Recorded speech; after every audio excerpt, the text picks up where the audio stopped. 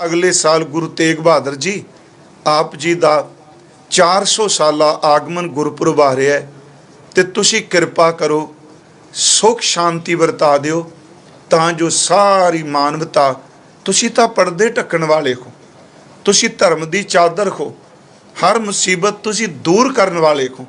हे सच्चे पातशाह तुसी कृपा करो। पर असी जो उपराला कीता है, हर एक दा सेवा करन दा आपो अपना दायरा है। कोई गुरमुख लंगर की सेवा कर रहा है, कोई मायारी कर रहा है, कोई हत्थी कर रहा है। जे परमात्मा ने साडी ड्यूटी एक कथा विचार ते लाई है, मेरी इच्छा है भी जिन्ने दिन असी घर भी बैठे खां ते आप संगत नाल मैं विचार साझे करदा रहा, भावें मैं इकल्ला हाँ इस जगह, पर तुसी जिथे भी सुनोगे मैनू असीस बख्शो, सुरत करके एक दूजे दे सत संगी बन सकीए। शरीरक तौर पर तुसीं नहीं एक दूजे दे नेड़े हो सकते, क्योंकि सोशल डिस्टेंस की गल कर रही है पूरे का पूरा वर्ल्ड, पर असी सुरत करके जुड़ सकने। तुसीं सुनो, सुरत करके मैनू असीस बख्शियो। गुरु तेग बहादुर महाराज जिन्हां दी 54 साल की यात्रा है इस धरती की, सतगुरु गुरु तेग बहादुर महाराज जिन्हां दा आगमन श्री अमृतसर साहिब जी की धरती ते होया है। 1621 अप्रैल का महीना सच्चे पातशाह महाराज जी का आगमन।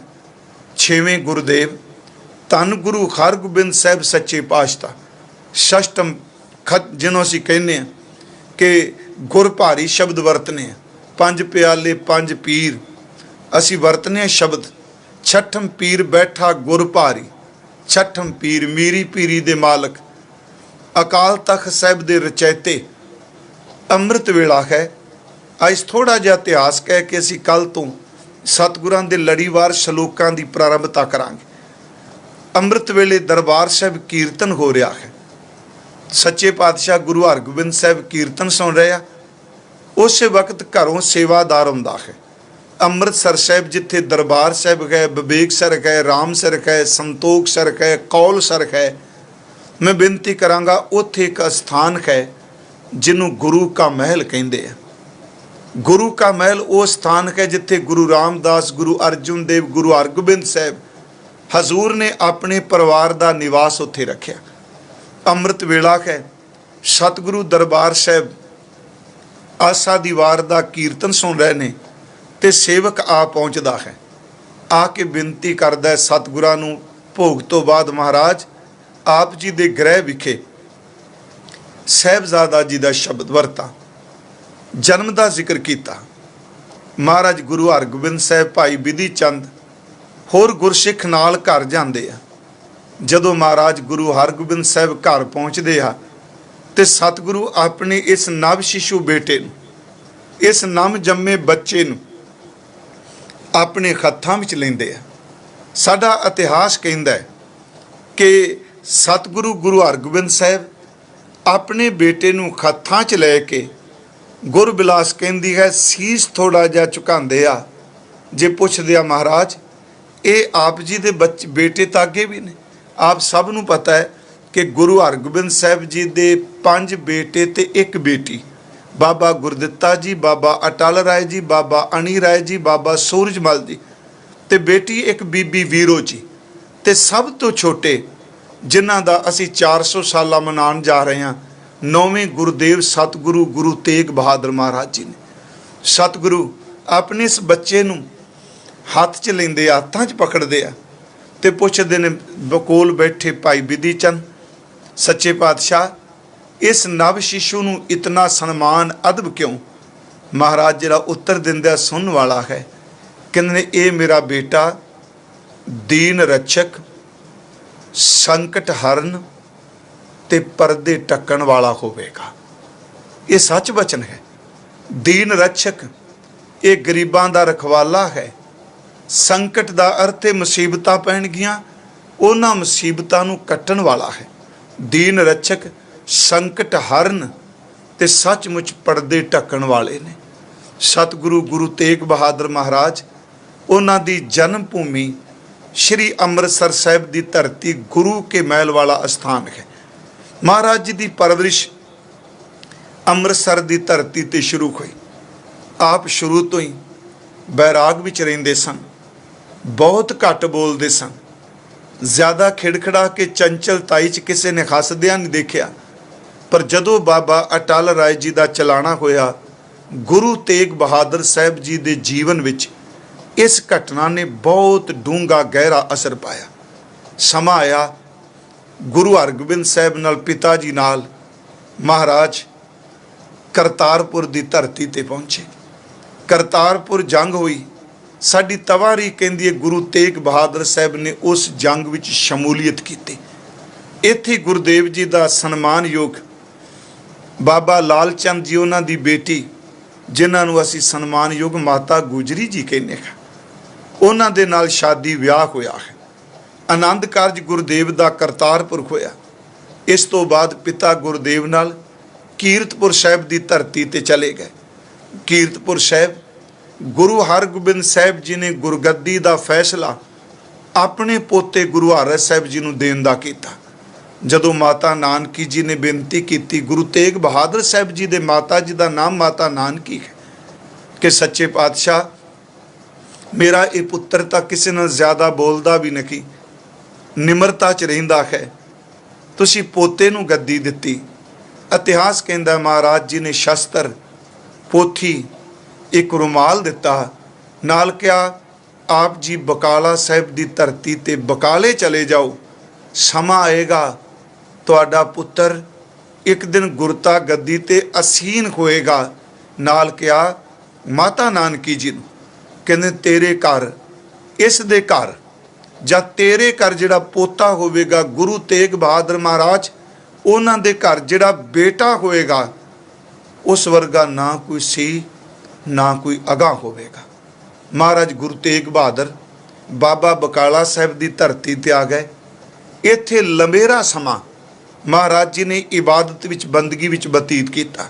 ਪਰ ਮੈਂ ਇਹ ਬੇਨਤੀ ਕਰਾਂਗਾ, ਇਹ ਬੰਦਗੀ ਘਰਾਂ ਤੋਂ ਭੱਜਣ ਵਾਲੇ ਭਗੌੜਿਆਂ ਦੀ ਨਹੀਂ ਸੀ ਕਿ ਮਹਾਰਾਜ ਭੋਰੇ 'ਚ ਬਹਿ ਗਏ। ਪਿਆਰਿਓ, ਇਹ ਇਬਾਦਤ ਸੀ ਸੋ ਗਿਰਹੀ ਜੋ ਨਿਗਰੋ ਕਰੇ, ਜਪ ਤਪ ਸੰਯਮ ਭੀਖਿਆ ਕਰੇ, ਪੁੰਨ ਦਾਨ ਕਾ ਕਰੇ ਸਰੀਰ ਸੋ ਗਿਰਹੀ ਗੰਗਾ ਕਾ ਨੀਰ। ਮਹਾਰਾਜ ਜੀ ਨੇ ਇੱਥੇ ਬੜੀ ਇਬਾਦਤ ਕੀਤੀ। ਉਂਝ ਗੁਰੂ ਗੋਬਿੰਦ ਸਿੰਘ ਜੀ ਦੇ ਬਚਨ ਨੇ ਕਿ ਤਾਤ ਮਾਤ ਮੁਰ ਅਲਖ ਆਰਾਧਾ, ਬਹੁ ਵਿਦ ਜੋਗ ਸਾਧਨਾ ਸਾਧਾ, ਤਿੰਨ ਜੋ ਕਰੀ ਅਲਾਕੀ ਸੇਵਾ, ਤਾਂ ਤੇ ਪੈ ਪ੍ਰਸੰਨ ਗੁਰਦੇਵਾ। ਗੁਰੂ ਹਰਕ੍ਰਿਸ਼ਨ ਸਾਹਿਬ ਦਿੱਲੀ ਦੀ ਧਰਤੀ ਤੇ ਸੱਚਖੰਡ ਪਿਆਨਾ ਕਰ ਗਏ, ਪਰ ਸ਼ਬਦ ਕਹਿ ਗਏ ਬਾਬਾ ਬਸੇ ਗ੍ਰਾਮ ਬਕਾਲੇ, ਬਨ ਗੁਰ ਸੰਗਤ ਸਕਲ ਸੰਭਾਲੇ। ਭਾਈ ਮੱਖਣ ਸ਼ਾਹ ਨੇ ਬਾਬਾ ਬਕਾਲਾ ਸਾਹਿਬ ਆ ਕੇ ਸਤਿਗੁਰਾਂ ਨੂੰ ਪ੍ਰਗਟ ਕੀਤਾ। ਮਹਾਰਾਜ ਅੰਮ੍ਰਿਤਸਰ ਦੀ ਧਰਤੀ ਤੇ ਗਏ, ਮਾਲਵੇ ਦਾ ਰਟਨ ਕੀਤਾ ਉਹਨੇ। ਮੈਂ ਬੇਨਤੀ ਕਰਾਂ, ਸਤਿਗੁਰਾਂ ਨੇ ਮਾਖੋਵਾਲ ਦਾ, ਜਿਹਨੂੰ ਅੱਜ ਸ਼੍ਰੀ ਆਨੰਦਪੁਰ ਸਾਹਿਬ ਕਹਿ ਰਹੇ ਹਾਂ, ਇੱਥੇ ਮੋਢੀ ਗੱਡ ਸਤਿਗੁਰੂ ਨੇ ਚੱਕ ਨਾਨਕੀ ਵਸਾਇਆ। ਸਤਿਗੁਰੂ ਪੂਰਬ ਨੂੰ ਗਏ, ਜਿਸ ਦਾ ਜ਼ਿਕਰ ਦਸ਼ਮੇਸ਼ ਪਿਤਾ ਨੇ ਕੀਤਾ, ਮੁਰ ਪਿਤ ਪੂਰਬ ਕੀਸ ਪਿਆਨਾ, ਭਾਂਤ ਭਾਂਤ ਕੇ ਤੀਰਥ ਨਾਨਾ, ਜਾਬੀ ਜਾਤ ਤਰਬੈਣੀ ਭੈ, ਪੁੰਨ ਦਾਨ ਦਿਨ ਕਰਤ ਬਤੈ, ਤਈ ਪ੍ਰਕਾਸ਼ ਹਮਾਰਾ ਭਇਓ, ਪਟਨਾ ਸ਼ਹਿਰ ਵਿਖੇ ਭਵ ਲਿਓ। ਮਹਾਰਾਜ ਪੂਰਬ ਗਏ, ਪਰਿਵਾਰ ਪਟਨੇ ਟਿਕਾ ਦਿੱਤਾ। ਗੁਰੂ ਗੋਬਿੰਦ ਸਿੰਘ ਮਹਾਰਾਜ ਜੀ ਦਾ ਆਗਮਨ ਪਟਨਾ ਸਾਹਿਬ ਦੀ ਧਰਤੀ ਤੇ ਹੋਇਆ। ਗੁਰੂ ਤੇਗ ਬਹਾਦਰ ਵਾਪਸ ਪਰਿਵਾਰ ਨੂੰ ਪਟਨੇ ਮਿਲੇ। ਉਸ ਤੋਂ ਬਾਅਦ ਪੰਜਾਬ ਦੀ ਧਰਤੀ ਤੇ ਆ ਗਏ। ਆਨੰਦਪੁਰ ਸਾਹਿਬ ਰਹਿਮਤਾਂ ਵਰਤਾਈਆਂ। ਸਤਿਗੁਰਾਂ ਨੇ ਆਨੰਦਪੁਰ ਸਾਹਿਬ ਬਖਸ਼ਾਂ ਦੇ ਭੰਡਾਰੇ ਖੋਲ੍ਹ ਦਿੱਤੇ। ਇੱਥੇ ਆਨੰਦਪੁਰ ਸਾਹਿਬ ਦੀ ਧਰਤੀ ਤੇ ਕਸ਼ਮੀਰੀ ਪੰਡਤ ਆ ਕੇ ਫਰਿਆਦੀ ਹੋਏ। ਉਹਨਾਂ ਨੇ ਕਿਹਾ ਸਾਡਾ ਧਰਮ ਸੰਕਟ 'ਚ ਹੈ। ਤਿਲਕ ਜੰਜੂ ਦੀ ਰਾਖੀ ਲਈ, ਧਰਮ ਦੀ ਰਾਖੀ ਲਈ ਗੁਰੂ ਤੇਗ ਬਹਾਦਰ ਮਹਾਰਾਜ, ਉਹਨਾਂ ਦੇ ਸਪੁੱਤਰ ਗੁਰੂ ਗੋਬਿੰਦ ਰਾਏ ਜੀ ਨੇ ਇੰਨੇ ਪੁੱਛਿਆ, ਪਿਤਾ ਜੀ ਇਹ ਲੋਕ ਮਾਯੂਸ ਕਿਉਂ ਨੇ? ਉੱਤਰ ਦਿੱਤਾ, ਲਾਲ ਜੀ ਇਹਨਾਂ ਦਾ ਧਰਮ, ਇਹਨਾਂ ਦਾ ਅਕੀਦਾ ਸੰਕਟ ਵਿੱਚ ਹੈ। ਪਿਤਾ ਜੀ ਬਚ ਸਕਦਾ ਹੈ? ਹਾਂ ਬੇਟਾ, ਕੋਈ ਮਹਾਂਪੁਰਖ ਆਪਣਾ ਆਪਾ ਇਸ ਮੁਸੀਬਤ ਲਈ ਕੁਰਬਾਨ ਕਰਦਾ ਹੈ। ਤੇ ਪੁੱਤਰ ਦਾ ਉੱਤਰ ਸੀ, ਪਿਤਾ ਜੀ ਆਪ ਜੀ ਤੋਂ ਉੱਚਾ, ਆਪ ਜੀ ਤੋਂ ਸੁੱਚਾ, ਆਪ ਜੀ ਤੋਂ ਵੱਡਾ ਕੌਣ ਹੋ ਸਕਦਾ? ਮੇਰੇ ਕਹਿਣ ਤੋਂ ਮੁਰਾਦ ਗੁਰੂ ਤੇਗ ਬਹਾਦਰ ਜੀ ਨੇ ਦਿੱਲੀ ਜਾ इस जुल्म की खनेरी नूं ठम्मण दे लई 3 सिखां समेत चांदनी चौक भी शहादत का जाम पीता। गुरु तेग बहादुर महाराज उन्हां दे ਜਿਹੜੇ बचन ने मैं बिल्कुल संखेप जिहा शब्द वरते हैं, क्योंकि अज भी गुरु तेग बहादुर सच्चा पातशाह दिल्ली की संगत की जिथे भी कोई भावना वाला बैठा है गुरु गोबिंद सिंह जी के इन्हां बचनों नूं याद करदा है कि तेग बहादुर सिमरिया घर नौनिध आवे धाए सब थाई होए सहाय। गुरु तेग बहादुर साहब जी नूं चेते कर लई उन्हां दी 400 साला आ रही इस जन्म शताब्दी लई असी आप संगत की सेवा लई जिन्नी आप गुरु वाहिगुरू सोझी देणगे आप संगत असीस बख्शोगे। महाराज जी की बाणी गुरु ग्रंथ साहिब विच 59 शब्द ने ते 57 शलोक ने। चलो इस विच असी दोहरा भी लै लेने बल छुटक्यो बंधन परे कछु ना होत उपाय। असी यतन किया है कि जेड़े शलोक गुण गोबिंद गायो नहीं जन्म आकारत कीन, ये जेड़े 57 शलोक ने विच दोहरा पा के ये आप संगत की सेवा दे विच इन्हां दी लड़ीवार व्याख्या आप संगत दे सानू रख सकी, क्योंकि बाणी साडा आधार है। मैं यतन करांगा आने वाले दिनों च परमात्मा तंदुरुस्ती दे अरोगता सब नूं बख्शे। इन्हां शलोकां दे नाल हजूर दे जीवन की भी कोई ना कोई घटना आप संगत नाल जरूर सांझी करदा रहांगा। पर आओ आपां घरां च बैठे हाँ, गुरु तेग बहादुर साहब दे इन्हां शलोकां नूं ज्यों-ज्यों विचार चलेगी आप जरूर इस विचार नूं ध्यान दे के सुनना, असीस बख्शनी, क्योंकि मैं समझाना नहीं कुछ, तुहाडे तो समझना भी है आप संगत तो। दूजी गल, जे आपां 2-2 शलोक जिन्ना समा बनेगा 2 3 1 जे रोज़ रोज़ 24 घंटे साडे कोल टाइम है तो जे आपां 2-2 शलोक ही रोज़ चेते कर लईए एक घर बैठिया गुरु तेग बहादुर साहब के 57 शलोकां का पाठ जबानी कंठ हो जाएगा। ये मेरी बेनती आप जी के सन्मुख है। कल नूं मैं आप जी के सन्मुख शुरुआत करांगा गुरु तेग बहादुर साहब जी की बाणी दी। अज सिर्फ एक बेनती की है कि परमात्मा तेरी खेड में सब कुछ वापर रहा है।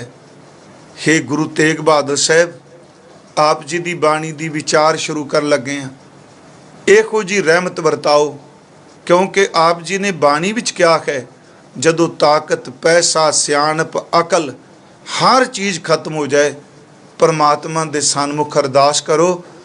डॉक्टर अज कह रहे ने कोई इलाज नहीं, गुरु तेग बहादुर कहंदा जे परमात्मा तू मेहर करे तो जिदा कोई इलाज नहीं उदा इलाज भी हो सकता है।